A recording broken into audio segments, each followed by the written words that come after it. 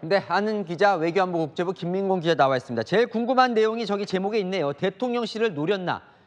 폴란드 대통령이 정상회담 하려고 용산 대통령실 오기 그 직전에 딱 떨어졌어요. 노린 겁니까? 노렸다고 해석할 수 있을 것 같습니다. 지난 5월 28일부터 풍선을 보내기 시작한 북한이 149일 만에 처음으로 쓰레기가 아니라 대남 전단을 실어보냈기 때문입니다.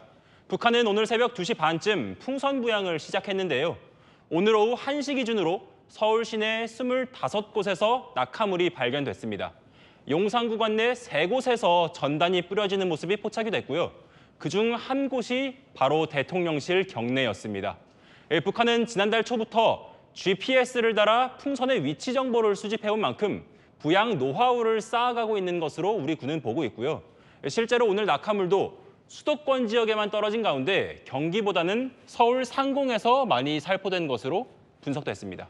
만약 그렇다면 북한은 풍선을 원하는 지점에, 원하는 시점에 떨어뜨릴 수 있는 능력을 갖고 있는 거예요? 아직은 그렇지는 않습니다. 원하는 지점에 낙하물을 떨어뜨리기 위해서는 풍선의 이동 경로를 조종할 수 있어야 하는데 풍선은 자체적인 추진력이 없고 풍속과 풍향에 좌우되기 때문입니다. 풍선에 GPS 장치가 부착돼 있어 현재 위치 정보를 북측에 송신할 수 있지만, 보낼 수 있지만 전단을 담은 비닐을 터뜨리기 위한 발열 타이머를 실시간으로 작동시킬 수는 없는 것으로 파악됐습니다. 하지만 최근 북한은 GPS 장치에 특정 구역의 좌표 값을 입력시켜 풍선이 해당 구역에 진입하면 자동으로 터뜨리는 기능을 탑재한 것으로 알려졌습니다. 해당 구역은 북한이 설정하기 나름인데 너무 좁게 지정할 경우 풍선이 그 구역을 지나가지 못할 확률이 커지는 만큼 이 서울 북부와 같이 넓은 지역으로 설정해놓고 있는 것 아니냐는 해석이 제기되고 있습니다. 늘 걱정은 그러니까 그 풍선 안에 쓰레기가 아니라 위험물질이 들어가면 어떠냐 하는 걱정들이 많이 있는 건데 오늘은 실제로 전단이 들어갔고 그 내용도 상당히 자극적이라면서요? 예, 맞습니다. 그렇습니다. 저희 취재진도 오늘 서울 시내 곳곳을 돌아다니면서 대남 전단들을 직접 살펴봤습니다. 북한의 주장을 그대로 전해드리지는 않고 취지만 설명해드리겠습니다. 윤석열 대통령을 향해 핵강국인 우리에게 정권 종말이라는 잠꼬대를 한다거나 핵주먹에 맞아 대파될 줄 알아야 한다는 등의 내용도 확인이 됐습니다.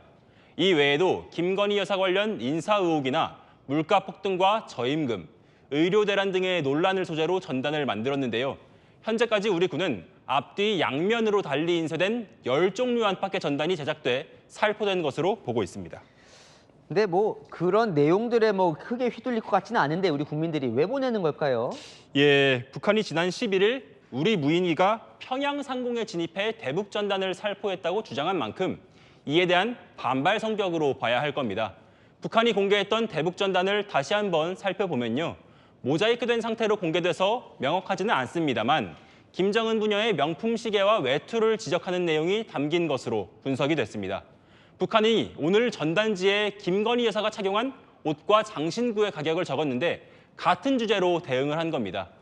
또 우리 정부가 북한군의 러시아 파병 사실을 공식 발표하고 미국을 비롯한 서방에서 동조하고 나서게 된 상황 역시 대남 전단을 날린 이유로 함께 분석이 되고 있습니다.